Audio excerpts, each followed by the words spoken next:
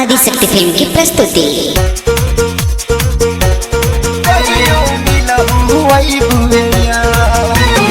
Music by Shankar Singh.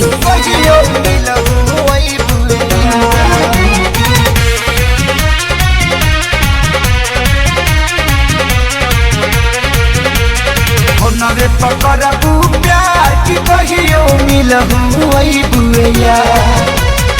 नवे पकड़बू प्यार की कहियो मिलहू वही बुएया।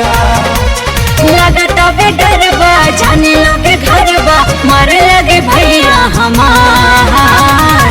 नवे पहोई प्यार की कहियो मिलहू वही बुएया।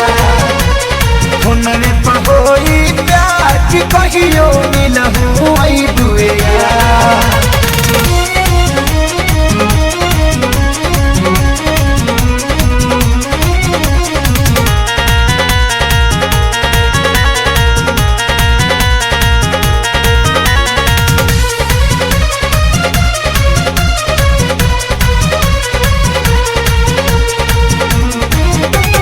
लुका छुपी के हम बतियाई लागल बा घरवा के पहरा हो।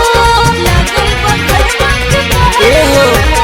तुहरा बिना हम तबानी अधूरा जरता जवानी के आहारा हो। बढ़े जब बजाए में घंटे बजाए ता दौरे से ले हानिहार। नवे पकड़बू प्यार की कहियो मिलहू वही बुएया। नवे पकड़बू प्यार की कहियो मिलहू वही बुएया।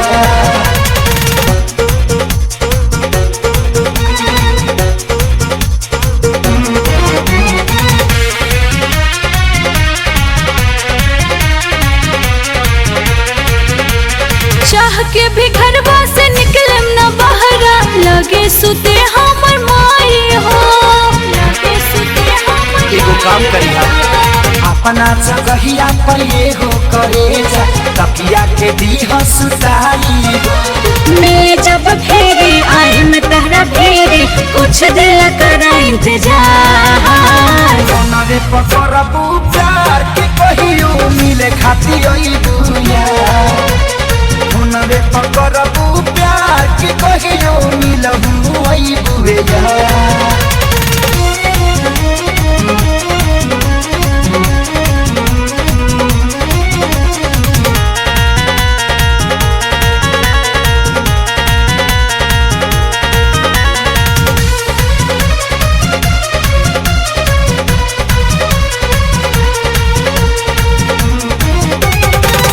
के बारात जहिया आई राजा मिलब हम 4 बजे भोर के।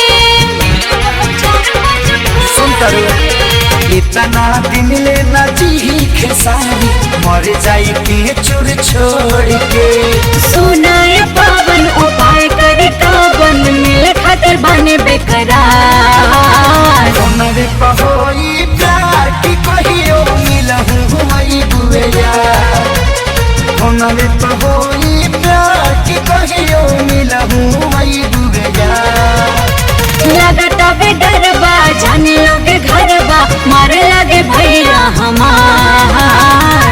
नवे पहोई प्यार की कहियो मिलहू वही बुएया। नवे पहोई प्यार की कहियो मिलहू वही बुएया। तले के भाग चला न कहीं।